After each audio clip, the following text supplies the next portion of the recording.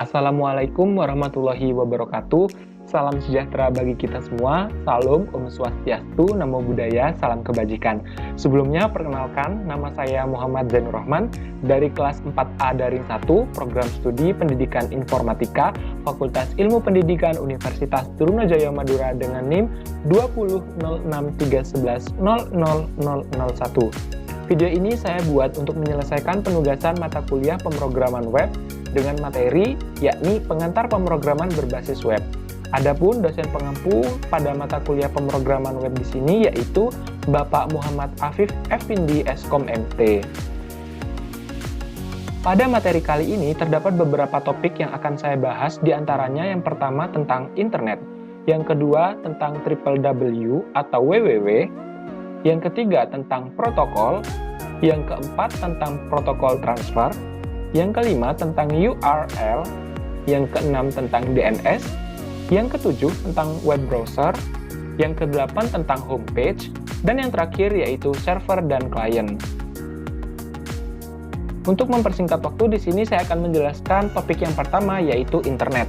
Internet ini adalah kumpulan dari berbagai jaringan komputer yang saling interkoneksi yang mencakup seluruh dunia, atau bisa dikatakan jaringan global, dengan melalui jalur telekomunikasi seperti telepon, fiber optik, wireless, dan lainnya. Nah, internet ini memiliki kepanjangan sendiri. Berikut ini dua kepanjangan dari internet. Yang pertama, international networking. International networking adalah dua komputer atau lebih yang saling berhubungan membentuk jaringan komputer hingga meliputi jutaan komputer di dunia secara internasional, yang mana saling berinteraksi dan bertukar informasi. Kepanjangan yang kedua yaitu interconnected networking. Nah, interconnected networking ini merupakan sebuah sistem komunikasi global yang menghubungkan komputer-komputer dan jaringan-jaringan komputer di seluruh dunia. Selanjutnya di sini saya akan menjelaskan topik yang kedua yaitu www atau www. Www atau www ini merupakan kepanjangan dari World Wide Web yang umumnya dikenal sebagai web, yang merupakan sistem informasi di mana dokumen dan sumber daya web lainnya. Nah, World Wide Web ini diterbitkan oleh aplikasi perangkat lunak yang disebut server web. www ini tidak identik dengan internet yang mendahului web dalam beberapa bentuk selama lebih dari 2 dekade, dan di atasnya teknologi web dibangun.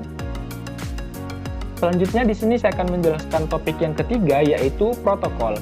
Protokol ini merupakan bahasa software standar untuk mengatur komunikasi jaringan komputer, di mana dalam protokol sendiri itu terdapat TCP atau IP. TCP ini merupakan kepanjangan dari Transmission Control Protocol, sedangkan IP ini merupakan kepanjangan dari Internet Protocol, yang merupakan cara standar untuk mempaketkan dan menyelamatkan data komputer atau sinyal elektronik, sehingga data tersebut dapat dikirim ke komputer lainnya. Selanjutnya di sini saya akan menjelaskan topik yang keempat yaitu protokol transfer. Protokol transfer merupakan protokol yang digunakan untuk pengiriman informasi di internet, di mana protokol transfer sendiri ini memiliki beberapa jenis diantaranya. Yang pertama, HTTP. HTTP ini atau Hypertext Transfer Protocol merupakan protokol standar yang digunakan untuk mengakses dokumen HTML. Protokol ini menentukan aturan yang perlu diikuti oleh web browser dalam meminta dan mengambil suatu dokumen, serta web browser ini akan menyediakan dokumen yang diminta oleh web browser, seperti itu.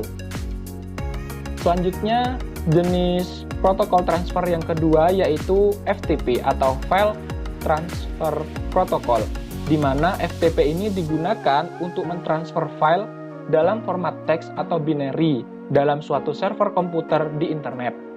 Kemudian jenis yang ketiga ada Gopher. Gopher ini digunakan untuk mengakses server Gopher yang menyediakan informasi dengan menggunakan suatu sistem menu atau melalui hubungan telnet. Yang keempat itu ada News NNTP atau Network News Transfer Protocol. Nah, News NNTP ini digunakan untuk mendistribusikan berita di Usenet. Usenet ini adalah suatu sistem yang dirancang sebagai forum diskusi dengan berdasarkan pada topik-topik yang disebut newsgroup. Untuk jenis protokol yang terakhir yaitu Telnet. telnet ini digunakan untuk login ke suatu server komputer. Selanjutnya di sini saya akan menjelaskan topik yang kelima, yaitu URL. URL atau Uniform Resource Locator biasanya digunakan untuk menentukan lokasi informasi pada suatu web server, di mana jika diibaratkan sebagai suatu alamat, URL ini terdiri dari protokol yang digunakan oleh suatu browser untuk mengambil informasi. Yang kedua, nama komputernya atau server, di mana informasi tersebut berada. Dan yang ketiga yaitu jalur atau path, serta nama file dari suatu informasi. Kemudian di sini saya akan menjelaskan topik yang keenam, yaitu DNS. DNS atau Domain Name System merupakan suatu sistem penamaan standar komputer-komputer di internet dengan tujuan untuk mempermudah pengelolaan server komputer internet. DNS sendiri ini merupakan suatu tingkat-tingkat domain yang merupakan kelompok komputer-komputer yang terhubung ke internet.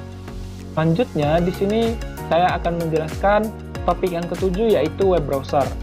Web browser ini berjalan pada komputer atau user, di mana web browser ini merupakan tools untuk melakukan navigasi di web yang dapat menampilkan dokumen web. Nah, untuk contoh-contoh dari web browser, itu jika pada Windows ada MS Internet Explorer, jika pada multi itu ada Netscape Navigator dan Opera, jika pada Linux itu ada Conqueror, jika pada Unix itu ada Linux. Selanjutnya di sini saya akan membahas topik yang ke-8, yaitu homepage. Homepage merupakan sarana dasar untuk memperkenalkan secara singkat tentang apa yang menjadi isi dari keseluruhan website dari suatu organisasi atau pribadi. Nah, homepage sendiri itu ada dua bagian. Yang pertama itu ada website atau situs web, di mana website ini merupakan alamat atau URL tadi yang berfungsi sebagai tempat penyimpanan data dan informasi dengan berdasarkan topik tertentu.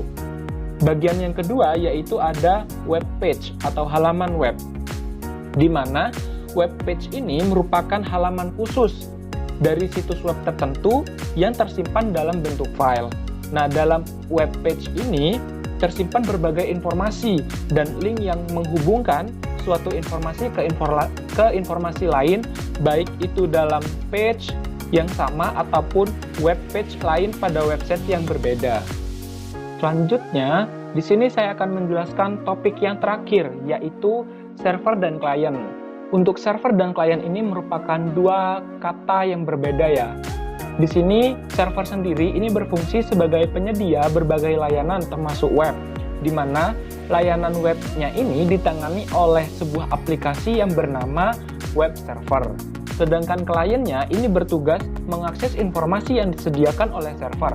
Nah, pada layanan webnya ini, klien dapat berupa web browser, seperti itu. Selanjutnya, server-side programming, di mana server-side programming ini merupakan web server yang melakukan parse dan eksekusi sehingga script embedded dalam halaman web. Contohnya seperti CGI atau Perl, ASP, JSP, PHP, dan CFM. Dan yang terakhir yaitu client-side programming, di mana client-side programming ini merupakan web browser yang melakukan parse dan eksekusi sehingga script embedded dalam halaman web. Contohnya seperti JavaScript, HTML, VBScript. Mungkin itu saja yang dapat saya paparkan. Kurang lebihnya mohon maaf. Wabillahi taufiq wal hidayah. Wassalamualaikum warahmatullahi wabarakatuh.